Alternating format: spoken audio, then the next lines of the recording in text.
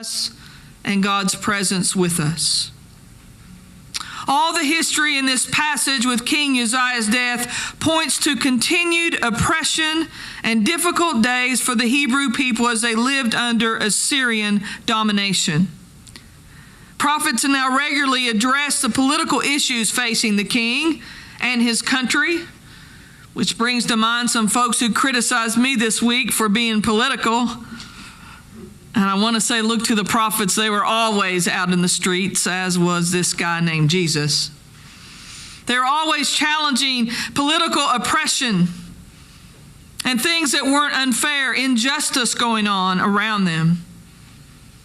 And they also often felt very unworthy and not up to the task. The weight of participating in transformation of Isaiah's own life seemed way too heavy, even before considering how he might even try to relieve others of an oppressive existence. And then in this dramatic imagery, the writer of Isaiah has us picture God's immeasurable grace. It was through this angelic agent that God touches Isaiah's mouth, removes his guilt, and enables him to take up the vocation as God's prophet. It is a process described in Scripture in very ancient and weird vision terms. Ezekiel in the land of dry bones, Isaiah with this crazy dream of winged creatures flying about.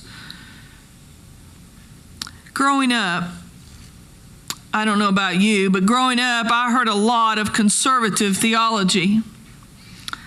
And being active in church music my entire life, the lyrics we sang week after week mirrored what was preached. And it's taken me a good while, and I still negotiate the twists and turns of moving to a more inclusive interpretation of Scripture as my beliefs about God continue to evolve and grow.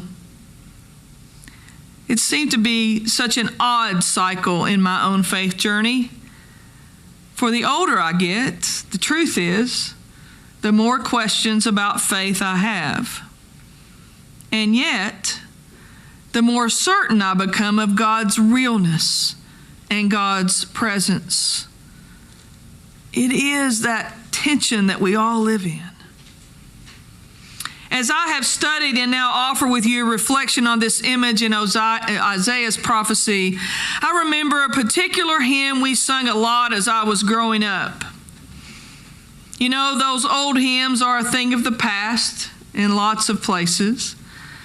And while those old tunes I sang still resonate very deeply with me, I'm thankful I've moved beyond some of the theology of them. To be honest, until I went to an inclusive church and actually had a pastor's class on Wednesday night with my mentor, Dr. Bill Kincaid, I never really looked at the theology of the songs we sang. And when he brought that to our attention, it was really transformative to me. And that's why we work really hard at Bluegrass, to do what we can to make sure that this inclusive, radical love that we preach and we say at the table also is what we sing. And you can ask Kenny or Daniel or Brenda or I, it is sometimes really hard to choose songs that are congruent with that open theology. There was an old hymn written by William Cowper in the 1700s. And some of you all remember that I shared with you that when Bluegrass joined with the Emmanuel folks, I had Miss Hattie go through the African American hymnal and dog ear every song they sang a lot, and Brenda went through and then made a list of those. And this was one that she had dog-eared, and Miss Elnora, I know you're going to remember it as well. And I grew up Baptist, so I bet some of you all will remember, and it's called There Is a Fountain. Its verses had some pretty conservative theology. And yet, as I studied this scripture, the chorus kept coming back to me over and over again. Lose all their guilty stains, lose all their guilty stains, and sinners plunged beneath the flood lose all their guilty stains. As a youngster growing up, I had a boatload of guilt. And as I look back, it's kind of unfortunate because really I was a pretty good kid. I made good grades. I was active in church. I didn't cuss or drink or smoke, any of those don't do rules. But I felt incredibly guilty because of who I was. Because I knew at a very young age that I was different than the other little girls. So I prayed a lot for God to change me, to make me normal. And when that didn't happen, I just took it on myself. And I felt guilty. Guilty in the eyes of God. Guilty in the eyes of the church that I loved. Guilty in the eyes of my family. What a disappointment. What a hypocrite, because I claimed to be a Christian, but I held this dark secret that made me feel unworthy. I wish I could say to you this morning that as I came into full acceptance and, more importantly, felt God's embrace of who and what I am, that all the guilt left me. I wish I could report that the flood waters of guilt that weighed me down no more once I came to the surface and realized that God made me and loves me just like I am. Now, to be sure, that particular guilt left me. And oh, how I give thanks for a faith community that took me on that journey of self-acceptance and renewal of my faith. And yet, as life unfolds, I still have my times of being weighed down with guilt. Am I the only one here this morning that feels the heaviness of that weight? That shoulda, coulda, woulda stuff of life. I feel guilty because over time in the 7.5-year tenure of our church, some folks chose to leave. Could I have been more present with them? Could I have changed their minds? Guilty because over the years I've made decisions that have caused pain to others. Guilty because I've made mistakes or had lapses in judgment. Guilty because maybe if I had reacted differently in a situation, I could have helped my nephew beat the drug addiction that took his life. Guilty because I took a job 6 hours away from home that prevented me from celebrating the last Father's Day before my dad's death. Well, I could go on and on. Keep you all here till well after lunch talking about the things that I feel guilty about. I could list the heavy weight of guilt I've experienced, second guessing. Yet it can be exhausting, can I? For you, it can rob you and I of our life. Have you ever experienced guilt or unworthiness? I want to invite you in the silence of where you are to just name those names and those times to yourself in your own mind. Maybe you're right in the middle of one of those times. But I want you to just think about times you felt so guilty.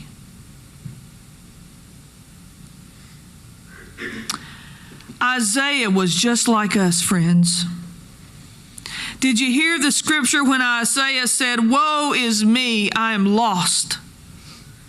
He felt lost in his unworthiness, his guilt of not doing enough in the ancient world. He felt lost and completely overwhelmed.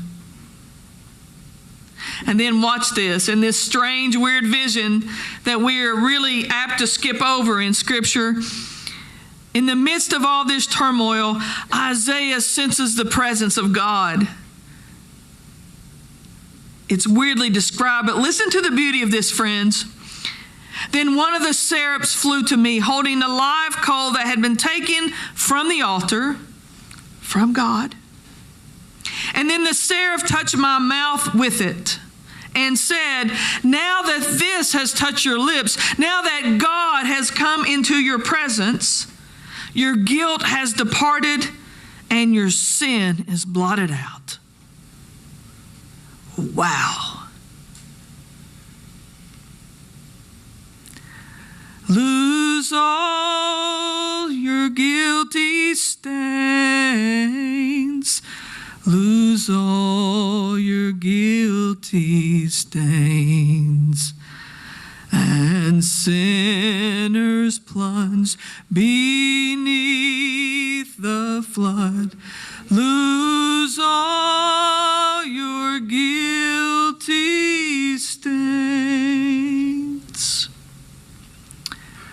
Today, churches celebrate Trinity Sunday. And so we sang, Holy, Holy, Holy. Some churches proclaim the Trinity of God, connecting God, Jesus, and the Spirit was one and the same. Other faith traditions will not even acknowledge Trinity Sunday. I didn't even know what it was growing up Baptist. I truly didn't. Other faith traditions will not acknowledge Trinity Sunday in their liturgical season, and others will preach more loudly on this Sunday that without Jesus we are all doomed. And yet, here in Isaiah, before Jesus even walked on the earth, God's presence comes to a man who feels overwhelmed and lost in his own guilt and says, your guilt has departed you and your sin is blotted out. So no Christian doctrine, no rules of baptism, no restriction on who gets to eat bread and share the cup. There's no Jesus here yet. And yet, the man hears, your guilt has departed and your sin is blotted out. If that doesn't make a case for interfaith folk and welcoming our Jewish brothers and sisters and our other brothers and sisters of different faith traditions, I don't know what does.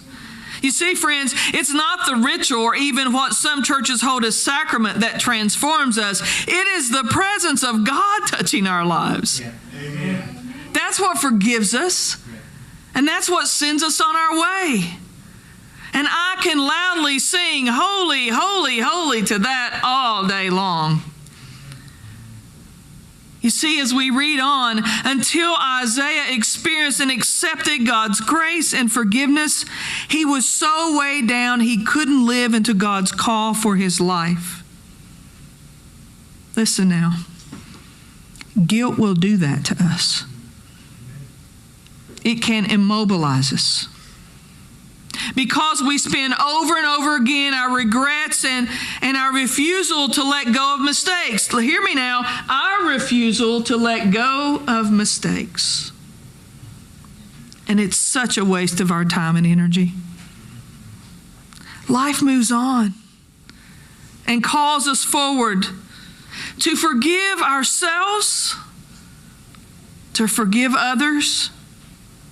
For guilt will rob us not only of our life, but it will rob us of what God calls us to do in God's world. Isaiah embraced this touch of God, and the fire from the live coal moved him from hopelessness and helplessness to answering God's call boldly. Did you see how that movement happened there? As our story this morning concludes, Isaiah hears God ask, well then, who shall I send? Who shall I send, Isaiah, to speak peace in the place of violence? Who shall I send to show how you do forgiveness in the world? Who shall I send to stand for justice? Who shall I send to change the world one person at a time? Who shall I send? And without thinking, having felt that presence of God in his life, Isaiah steps up and says, here am I, send me. Isaiah knew that something was different about this presence. and he embraced the possibilities. He moved from saying, "Woe is me. I'm a man of unclean lips, and I live in a place of unclean people." Isaiah moved from saying, "Woe is me," to saying, "Here am I, send me." I know that in my own life, once I felt the embrace of God to me, well, it was on. Before the live coal could cool, I was enrolled in seminary, and as they say, the rest is history. And listen though, I still have made mistakes, and I will again.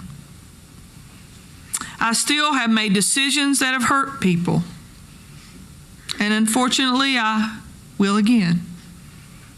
I still have done things that I wish I hadn't done, or said things I wish I hadn't said. I still make a bad call here and there. And I've cried out in prayer, "God, I'm lost in this situation. God, I've hurt somebody." We all mess up. Our own lives or the lives of others. But if we choose to let the guilt from that define us, that's on us. But God needs us to do better. God calls us to move beyond our worst mistake to our full life's calling. Guilt is very, very heavy lifting. And we can't lift that weight by ourselves. We can't live into what God's called us to be until we allow God to touch us and lift us.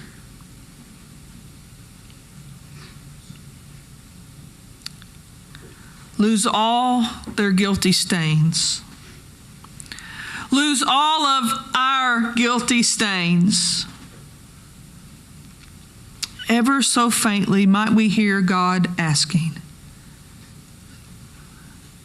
"Who can I send?" And may we allow God's forgiveness to be the strength that lifts our voices and our lives as we respond. "Here I am. Send me."